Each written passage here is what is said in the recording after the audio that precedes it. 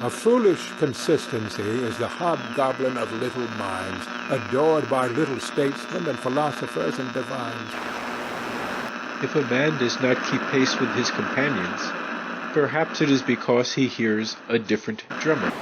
A different drummer. And now, coming to you from dead center on your dial, welcome to Risk Parity Radio, where we explore alternatives in asset allocations for the do-it-yourself investor. Broadcasting to you now from the comfort of his easy chair, here is your host, Frank Vasquez. Thank you, Mary, and welcome to Risk Parity Radio. If you have just stumbled in here, you will find that this podcast is kind of like a dive bar of personal finance and do-it-yourself investing. Expect the unexpected. It's a relatively small place. It's just me and Mary in here. And we only have a few mismatched bar stools and some easy chairs. We have no sponsors, we have no guests, and we have no expansion plans. I don't think I'd like another job. What we do have is a little free library of updated and unconflicted information for do-it-yourself investors.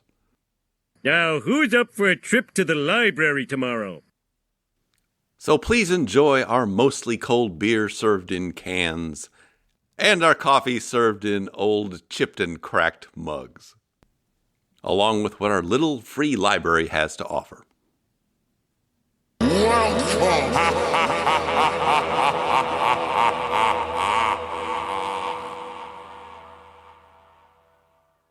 But now onward, episode 337.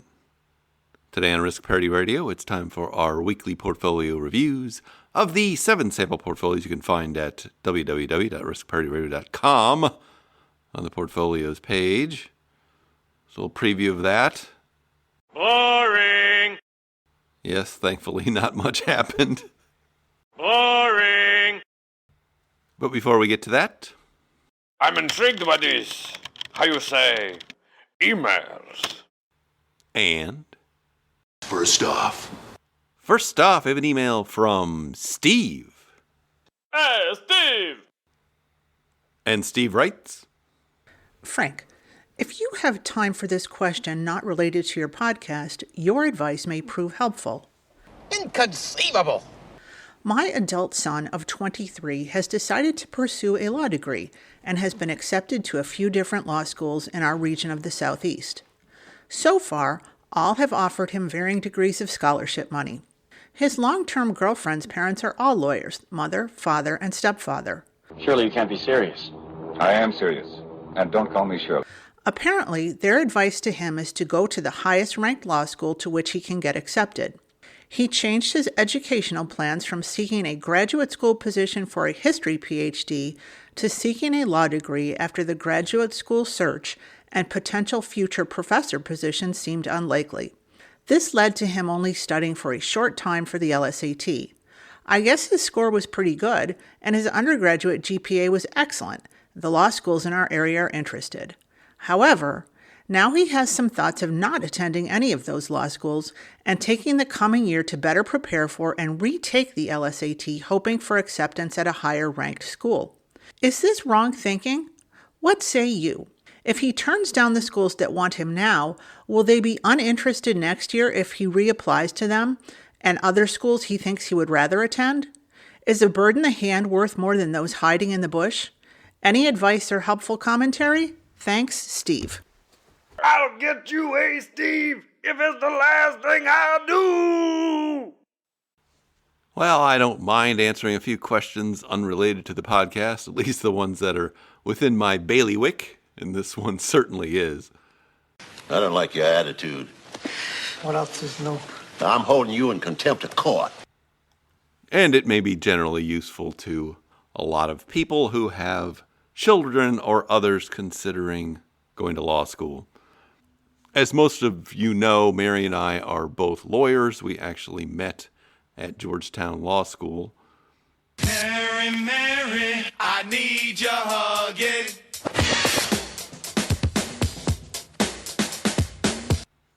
And we've also been teaching there together for about 20 years. Actually, I've been teaching there for over 25 years. And we teach a small class in trial practice, which is basically teaching people how to perform in a courtroom setting in terms of making arguments and doing examinations of witnesses, handling exhibits, so on and so forth. I'm holding you in contempt of court. So we do deal with a lot of younger people either in law school or considering law school. Young America, yes, sir. And when I was practicing, I probably interviewed thousands of people for legal jobs. In addition to that, we've also helped a lot of our sons' friends who'd been considering law school or going to law school and kind of planning out their approaches. But enough about me. Let's talk about you and your son. Yes! The short answer is that his girlfriend's relatives are essentially correct in their advice, but there's a little more to it than that. I think when thinking about law school, first you want to think about, what do I want to do after law school? Because where you go can have a dramatic effect on whether or not you're going to be able to do what you want to do when you want to do it. So let's suppose you came from a smaller state. I came from Iowa. Suppose you came from South Carolina or Alabama or somewhere like that. And your goal was to practice in your home state, either in a law firm there or in a prosecutor's office or some other public-facing lawyer job. If that's where you want to end up or see yourself ending up, then you are fine going to the biggest state school or any regional school. And you'd probably be better off doing that because in most cases you could save a lot of money by going to the best state school. So the idea there is don't spend a lot of money on law school and get yourself launched in as efficient a manner as possible. And that would also be true if you didn't intend on practicing law. Believe it or not, people do go to law school and then decide not to practice law or have decided from the beginning not to practice law. Now let's talk about a different person who wants to go work for a very large law firm and make a lot of money there, or they are trying to get prestigious clerkships, either in the federal courts of appeals or even up to the Supreme Court.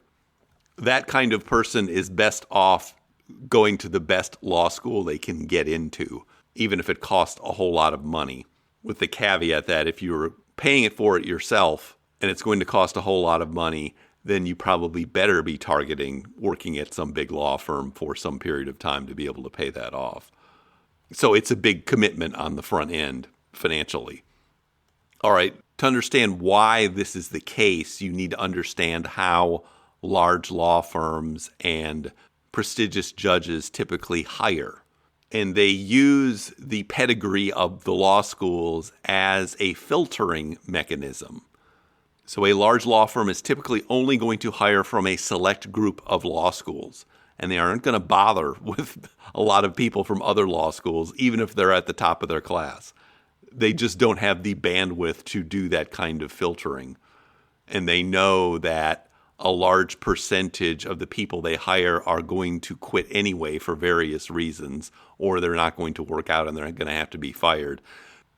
So it's not very efficient for them to invest a lot of resources in this process other than just going to the best schools they can find and hiring from that pool of people.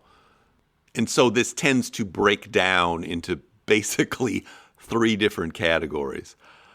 First, you kind of have the top four schools, and those are Harvard, Yale, the University of Chicago, and Stanford.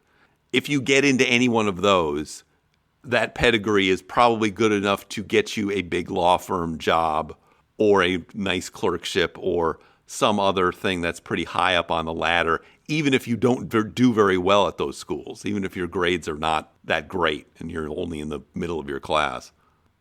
So those degrees are worth more in the legal employment area, at least right away after law school, than any of the others. Now, in the next tier, you have 12 to 15 schools that do attract large law firms and other prestigious employers. And you can look this up on any kind of law school ranking and see what these are. But they generally include the rest of the Ivies, the 4 state schools of Michigan, Virginia, UCLA, and Cal Berkeley. And then a few others with national reputations like Georgetown and Duke. And don't ask me what about such and such. You can go look this up for yourselves. But if you get into any of those and then have reasonably decent grades, you're in the top of your class, I would say top third of your class, that will set you up for getting one of these high-paying jobs at a big law firm, at least right out of school. Now, if you do not go to any of those schools and you want to make a lot of money as a lawyer, your path is probably going to be different. It's not that you can't make a lot of money as a lawyer. You probably won't be making it right away when you come out of law school. Your best path is often to get some kind of government job, either in a prosecutor's office or with an agency, develop some kind of specialty, and then move on from there. Alternatively, if you're going under the plaintiff's bar side of things, those people that file those class actions, that is a whole nother route that some people take. And then some people go work for family firms or do other things. Typically, you're not going to get a job right away at a corporation until you've been practicing law in some area for some period of time. So then this leads you to the big question, who's paying for this? If you are paying for it yourself, then you've got to be very thoughtful about it, because you do not want to overpay for a degree that is not worth as much in the marketplace as a different degree that might cost the same amount. There are a lot of schools in this country that charge a lot of money, and their degrees, frankly, are just not worth the money that they're charging.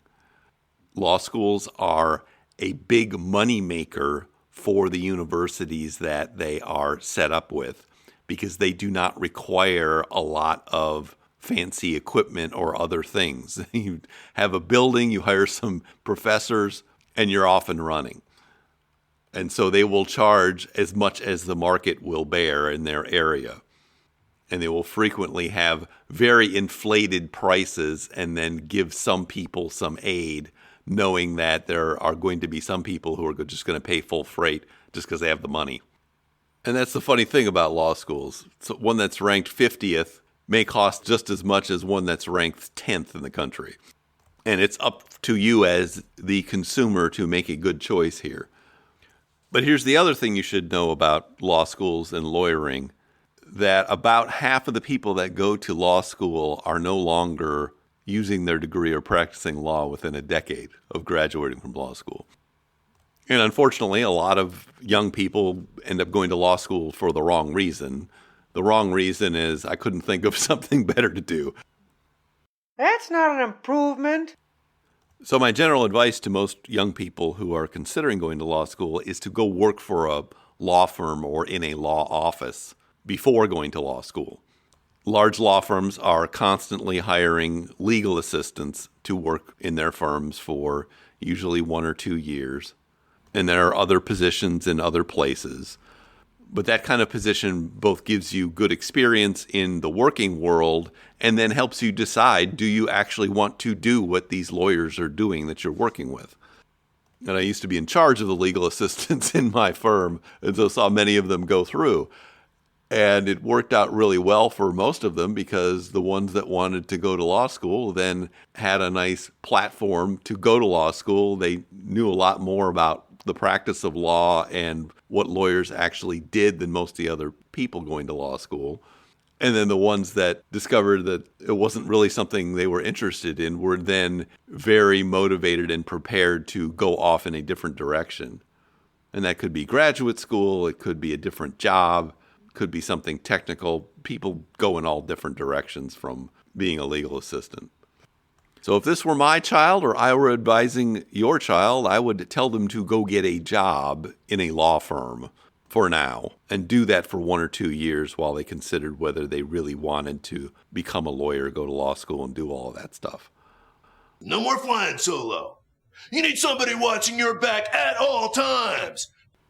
Because once you do go to law school, I think you should mentally commit that you're going to spend at least the next decade of your life learning and lawyering, if you will, because the time and the money you need to invest in law school is significant.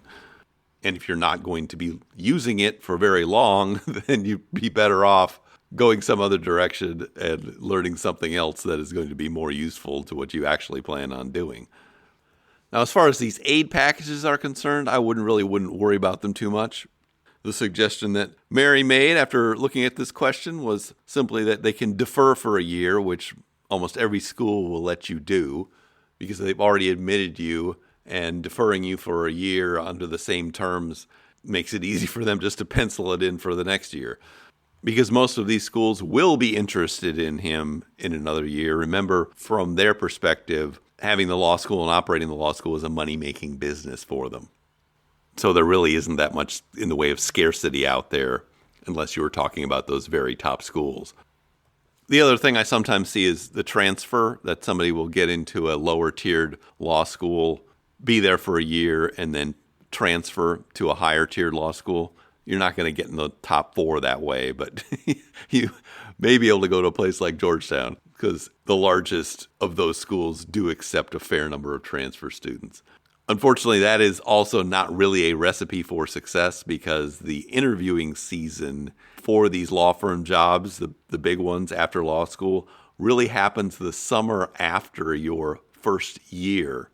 You interview that summer for a job that is going to start the summer after your second year, which you're going to do for as a summer associate.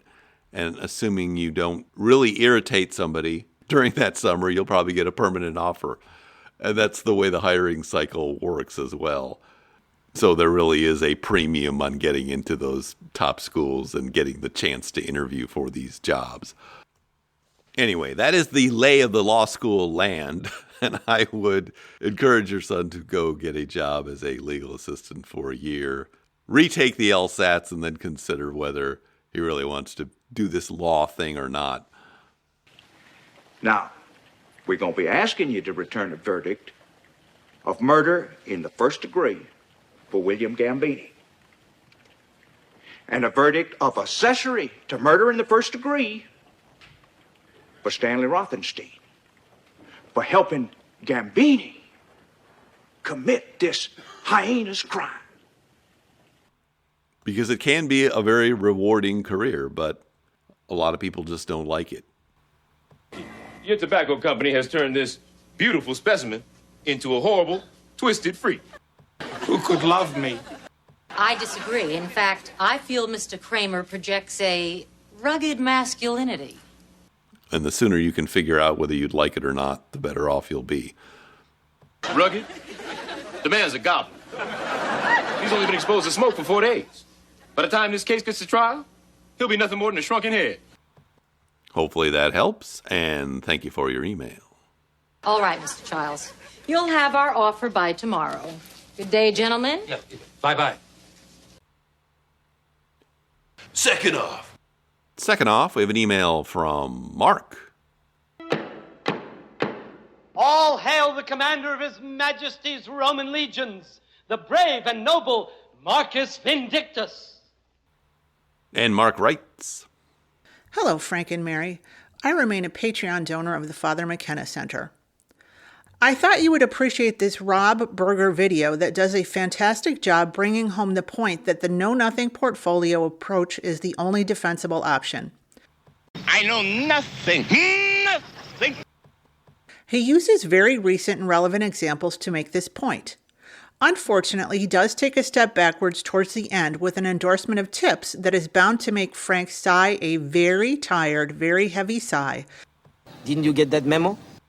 But the rest of the video is great, and the main point of the video is right on. Well, first off, thank you for being a donor to the Father McKenna Center. As most of you know, we do not have any sponsors for this podcast. We do have a charity we support. It is the Father McKenna Center, and it serves hungry and homeless people in Washington, D.C. I am on the board and am the current treasurer. We had a very nice dinner for our volunteers last week. And our volunteers are everybody from kids in high school all the way up to octogenarians. It allows us to have a relatively small staff and do a lot more on our budget than you would think an organization our size could do.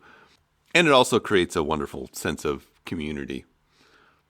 I'm also going to link to our current newsletter that just came out, quarterly newsletter. that's online, there's a very interesting story about our new executive director, who, interestingly enough, was at Georgetown Law School when I was there, went off and practiced for a large law firm and then worked in financial services for banks for some time, but then fell on hard times and ended up being homeless himself. Ended up being a client of the Father McKenna Center.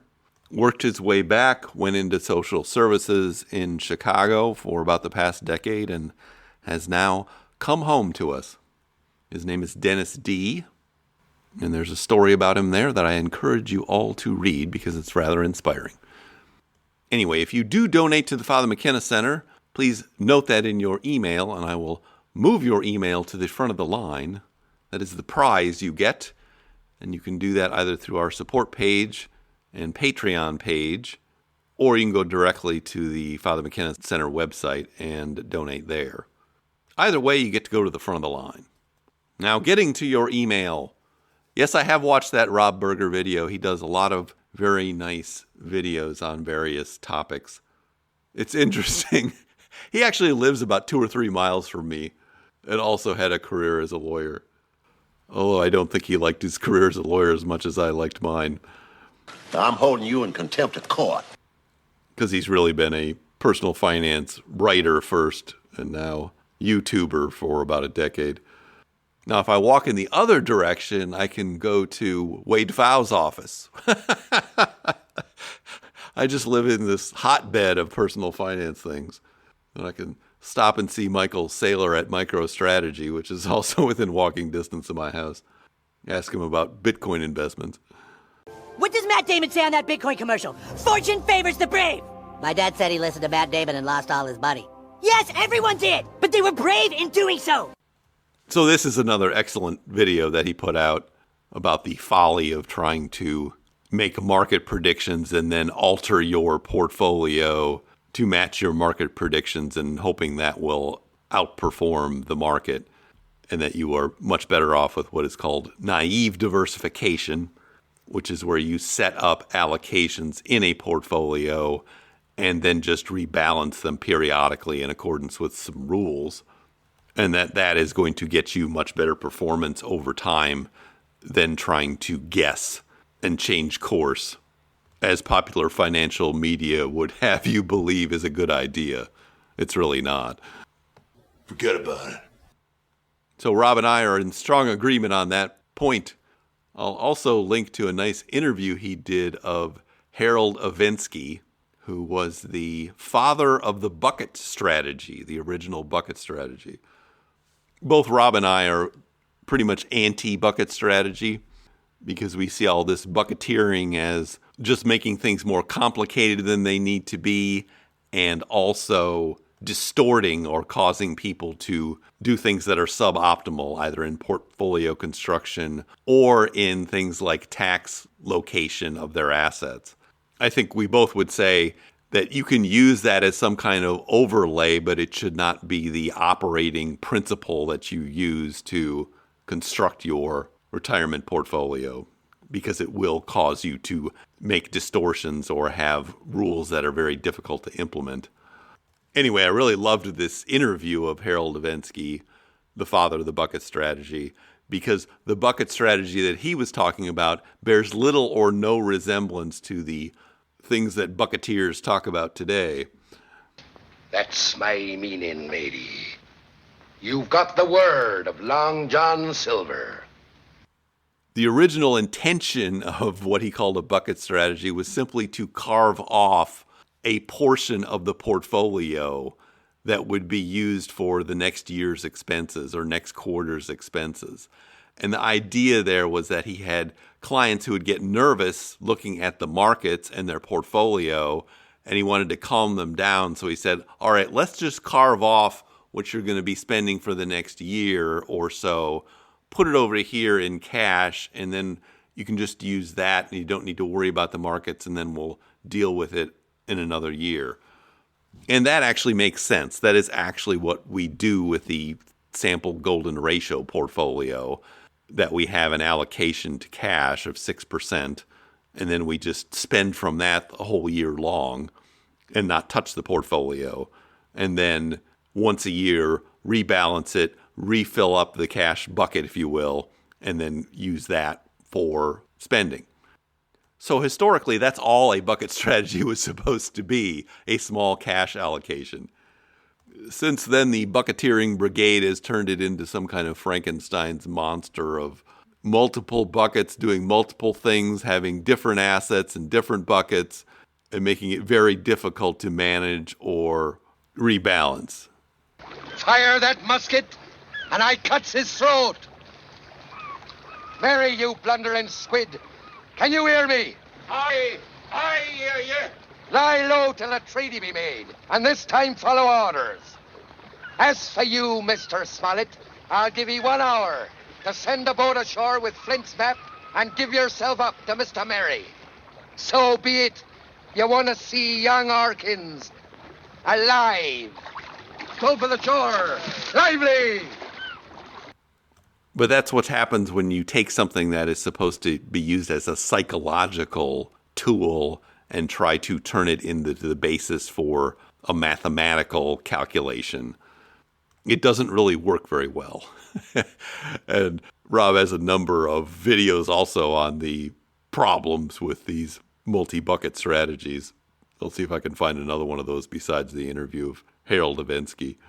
Where Rob and I tend to differ is on portfolio construction. I feel that his methodologies are essentially obsolete, that he is still writing as if we were in the period between, say, 2010 and 2014 when he was first writing. And so it's all based on these kind of boglehead notions from that era, does not incorporate very well things like factor investing, alternative assets, and a lot of other things that we as do-it-yourself investors have actually learned over the past decade or so, or could have learned. And so he ends up saying things like, well, I'm not a fan of that, as if being a fan of a particular asset or not is a basis for using it or not, or how you use it. I don't find that to be a very cogent argument, because again, that's about psychological comfort and not about math or analysis. And lots of people who construct portfolios out of that era like to use tips for whatever reason, even though we know from lots of analysis since then that they really aren't doing a whole lot in your portfolio. They do not have enough oomph to do any real inflation protecting of a portfolio because they're bonds, and they're not as diversified from your stocks as other bonds, so they don't do that well either. You had only one job. They'd be good for constructing a bond ladder or in some weird, mostly bond portfolio. But we don't need to be going off on another rant about that. I want you to be nice. You can listen to my past episodes for that and search tips in the search bar at the podcast page on the website.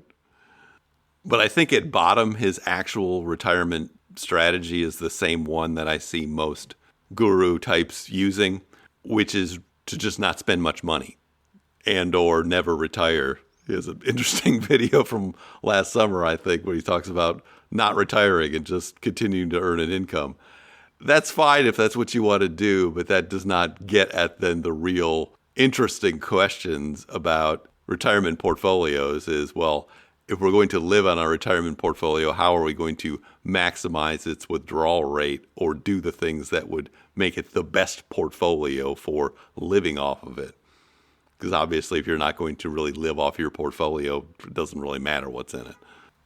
Or if your withdrawal rate is low enough, then it really doesn't matter what's in it either.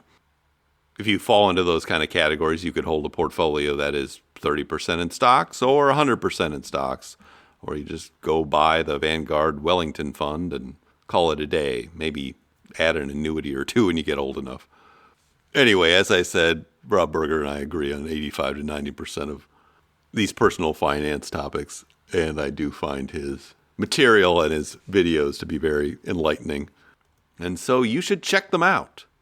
But as always with any expert or guru or source, and that includes this podcast, apply Bruce Lee's adage, take what is useful, discard what is useless, and add something that is uniquely your own.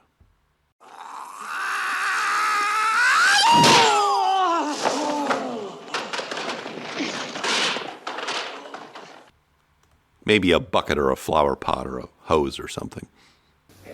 Give him a drop of rum to warm his belly as he passes over. And thank you for your email. Brethren, strike the anger from your hearts. This poor, misguided sinner has departed into the heaven of Captain Flint. 'Tis no longer befitting for the likes of us to pass judgment on him. He'll be coming face to face with old Flint himself, he will, and be made to give proper accounting for his evil ways. Amen. Last off, I have an email from Judy.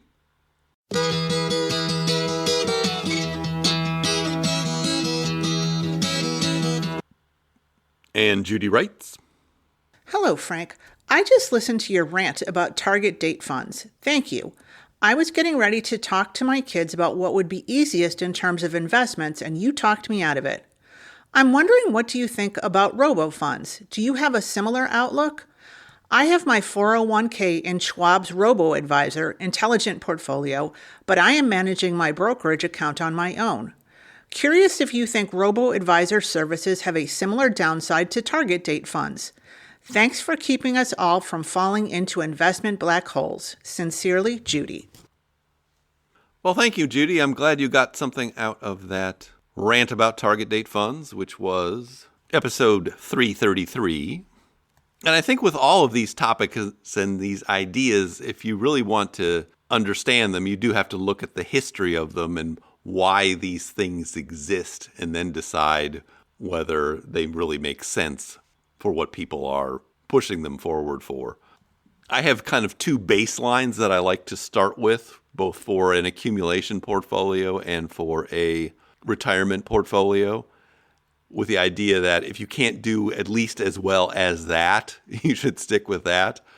And the base I use for the accumulation portfolio is the Simple Path to Wealth idea from J.L. Collins, one total market fund or S&P 500 fund. That is the base to start with, and then to compare things against to decide whether they are a better choice than that. For retirement portfolios, I generally start with the Vanguard Wellington Fund. And the question I always have is, whatever you are doing, is it at least as good as that? Because if it's not, then you're probably wasting your time with your buckets and hoses and flower pots. Usually those kind of portfolios are worse than the Vanguard Wellington Fund. That's the fact, Jack!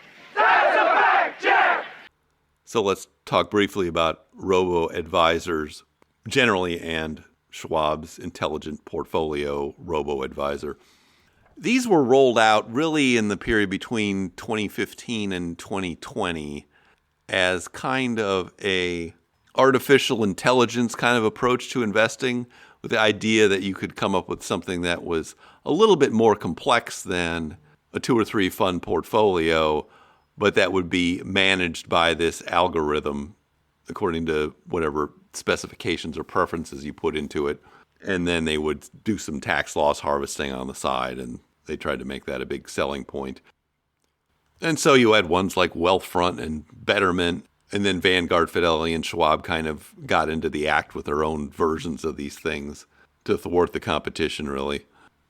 Since the advent of no-fee trading and fractional shares, the interest in these things has really gone down. And also because they really have not performed any better, and in many cases they performed worse than more simpler constructions. What I like to say is, more complicated meant is not better. More complicated meant is not better. And that's what I see with these things. They're just a little more complicated, but they're really not adding anything in terms of performance. And they, like target date funds, are really preventing people from really learning about investing.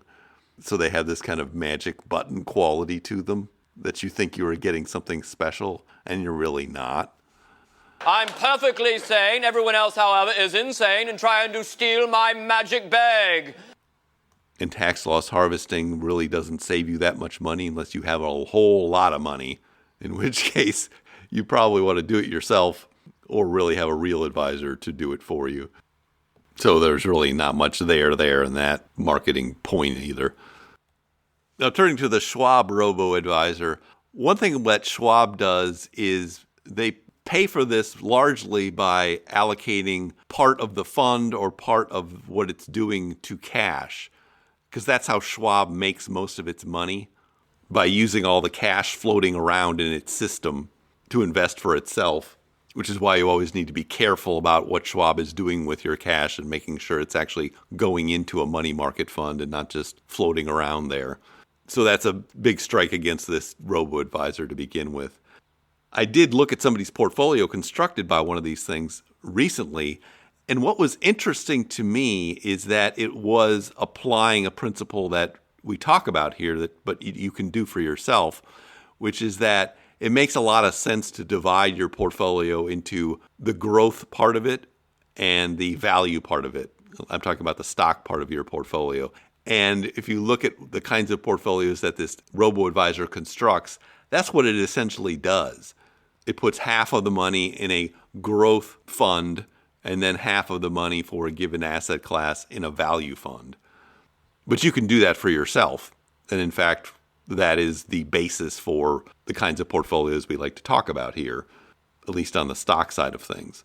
That's why, for instance, a golden butterfly portfolio has half of its stocks in a total stock market fund, which is growth tilted, and then half of its stocks in a small cap value fund, which is obviously value tilted. And those things are very well diversified from each other, which is the same principle this robo-advisor is trying to implement. And that is a basic principle that comes from Paul Merriman and his research, and also from Larry Swedroe and the research there. So you can easily do what this robo-advisor is doing for yourself. You don't need the robo-advisor to do it for you. It's not that hard. And in fact, you might already have something that looks like that. What you want to do is go to the Morningstar Analyzer, put your funds in there, go to the little 9-box grid that has value and growth on the horizontal axis and small, medium, and large on the vertical axis, and see how your funds line up. Because you want half of them in the growth area and half of them in the value area, and that's a pretty good way to line up your stocks in your portfolio. And that's what we do as well. So yes, I have some of the same issues with robo-advisors as I do with target date funds. They're not as bad, but they're not doing anything that you can't do for yourself. So they're not worth the cost, and they have this kind of magic button quality to them that discourages you from learning real investment principles and applying them. I would place it over a candle, and it's through the candle that you will see the images into the crystal. Now, getting back to advising investors just starting out, I do have one podcast about this in particular. It's got a Wizard of Oz theme. It's episode 208. And my basic recommendation is the same one that Paul Merriman has, as the basic two-fund portfolio for accumulation would be, in his case, an S&P 500 and then a small cap value fund. You can do those 50-50. It's what he does for his grandchildren. And he said on the Earn and Invest podcast, that is what he would recommend as the most basic construction. And the reason I recommend that is because we can say with some confidence that that is likely to be a better portfolio than the Simple Path to Wealth portfolio.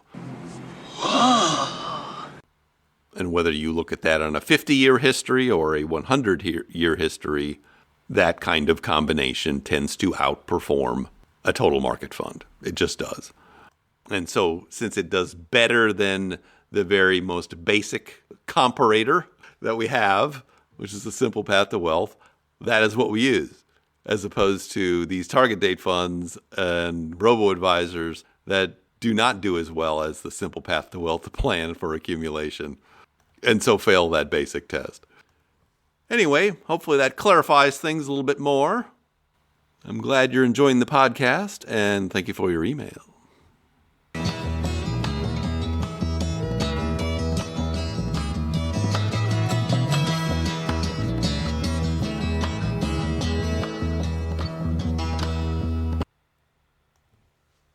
And now for something completely different. And the something completely different is our weekly portfolio reviews of the 7 sample portfolios you can find at www.riskpartyradio.com on the portfolios page. And last week, everything kind of just reversed from what it did the week before. So instead of moving down a little, most of the portfolios just went up a little because the stock market recovered and other things went down. Just looking at those markets, the S&P 500 was up 2.67% for the week. The NASDAQ was up 4.23% for the week. Small cap value represented by the fund VIOV was up 1.68% for the week. Gold was actually the big loser last week. Looks like all those gold traders thought that the global tensions had gone down after the U.S. Congress passed that aid package. And so gold went down about $70 that one day on Monday and stayed about there, went up a little bit after that. Anyway, gold was down 2.34% for the week and was the big loser. Long-term treasury bonds represented by the fund VGLT were down 0.87% for the week. REITs represented by the fund REET were up 1.23% for the week. Preferred shares represented by the fund PFF were up 0.74% for the week. Commodities were also up. Commodities were up 0.99% in our representative fund PDBC. And one of our other big winners was managed futures. Our representative fund DBMF was up 3.25% for the week. And I think a lot of that has to do with the weakness in the Japanese yen, because I know that fund is currently positioned strong dollar and weak yen. But that's an interesting example of how diversified that asset class is from everything else, because it's just doing something the other ones aren't considering or getting involved with at all, and doing it on a very mechanical basis. Now moving to these portfolios, first one is this reference portfolio, the All Seasons. It's only 30% in stocks and a total stock market fund. It has 55% in treasury bonds in intermediate and long term, and then the remaining 15% is in gold and commodities. It was up 0.44% for the week. It's down 0.29% year to date, and up 1.23% since inception in July 2020. Moving to these more bread and butter style portfolios. First one's the Golden Butterfly. This one's 40% in stocks divided into a total stock market fund and a small cap value fund. 40% in treasury bonds divided into long and short, and 20% in gold, GLDM. It was up 0.24% for the week. It's up 1.28% year to date, and up 22.06% since inception in July 2020. Next one's the Golden Ratio. This one is 42% in stocks and 3 funds, 26% in long-term treasury bonds, 16% in gold, 10% in a REIT fund, and 6% in a money market fund. It's up 0.43% for the week. It's up 0.35% year to date, and up 17.45% since inception in July 2020. So not doing very much at all. Next one's the Risk Parity Ultimate. This one's got 15 funds in it that I'm not going to go through. It's also got some cryptocurrency that will finally be selling, I think, next week, or partially selling next week for our monthly distribution. It was up 0.87% for the week. It's up 3.37% year to date, and up 11.36% since inception in July 2020. Now moving to these experimental portfolios involving levered funds. Don't try these at home. You can't handle the gambling problem. First one's the Accelerated Permanent Portfolio. This one is 27.5% in a levered bond fund, TMF, 25% in a levered stock fund, UPRO, 25% in PFF, a preferred shares fund, and 22.5% in gold, GLDM. It was up 1.18% for the week. It's down 2.61% year to date, and down 10.75% since inception in July 2020. Moving to the next one, the most levered and least diversified of all these portfolios. It's called the aggressive 50-50. It's basically half stocks and half bonds. So it's 1/3 in a levered stock fund, UPRO, 1/3 in a levered bond fund, TMF, and the remaining third divided into a preferred shares fund, PFF, and a intermediate treasury bond fund, VGIT. It was up 1.69% for the week. It's down 5.59% year to date, down 22.38% since inception in July 2020. It is suffering from its lack of diversification. When you come in on Monday and you're not feeling real well, does anyone ever say to you, sounds like someone has a case of the Mondays? No. No, man. Last one is the levered golden ratio. This is also our youngest one. This one's 35% in a composite levered fund called NTSX. That is the S&P 500 and Treasury bonds. 25% in gold, GLDM. 15% in a REIT, O. 10% each in a levered bond fund, TMF, and a levered small cap fund, TNA, and the remaining 5% in a managed futures fund, KMLM. It was up 0.59% for the week. It's down 0.26% year to date and down 13.69% since inception in July 2021. It's still waiting for those small caps to go back to their high that it reached in 2021 and hasn't gotten close since. But that does conclude our portfolio reviews for the week. And now I see our signal is beginning to fade. If you have comments or questions for me, please send them to frank@riskparityradio.com.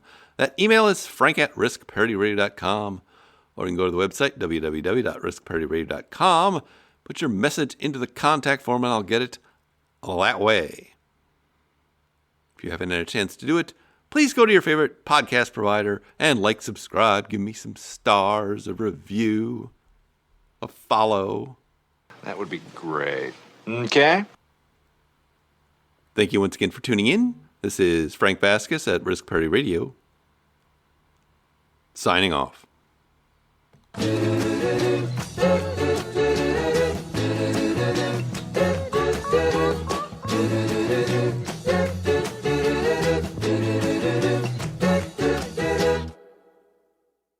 The Risk Parity Radio Show is hosted by Frank Vasquez. The content provided is for entertainment and informational purposes only and does not constitute financial, investment, tax, or legal advice. Please consult with your own advisors before taking any actions based on any information you have heard here, making sure to take into account your own personal circumstances.